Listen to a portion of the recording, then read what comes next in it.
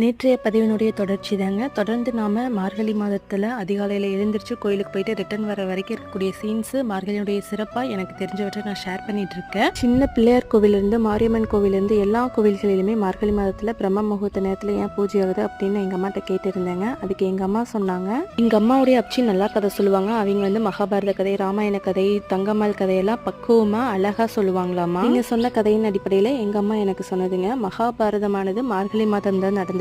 மொத்தம் 18 நாள் யுத்தம் நடக்கும். மகாபாரத யுத்தமானது ஒரு பேரழிவு யுத்தம்ங்கிறது எல்லாருக்குமே தெரிஞ்சது தாங்க. யுத்தமானது சூரியன் உதயமானதுக்கு அப்புறம் தாங்க ஆரம்பமாகும். சூரியன் மறைவுக்கு முன்னாடி அந்த நாளுக்கான யுத்தம் முடிஞ்சனால நிறைய மக்கள் இறக்குறாங்க அப்படின்ட்டு சுவாமினால கோவிலுக்குள்ளேயே இருக்க முடியலன்னு சாமி வெளியில போயிருமாங்க. அதனாலதான் வருடம் வருடம் மார்கழி மாதம் மட்டும் சூரியன் உதயமாகிறதுக்கு முன்னாடியே கோவில்கள் தான் பூஜை ஆகுது. இது வந்து எங்க வீட்டு பெரியவங்க சொன்னாங்க அப்படிங்கிற அடிப்படையில நான் இதை ஷேர் பண்ணியிருக்கேங்க. உங்களுக்கு மாற்று கருத்து இருந்தாலும் உங்களுடைய கமெண்ட்ஸையும் கட்டாயம் தெரிவிப்படுத்துங்க. தொடர்ச்சியை நாளைக்கு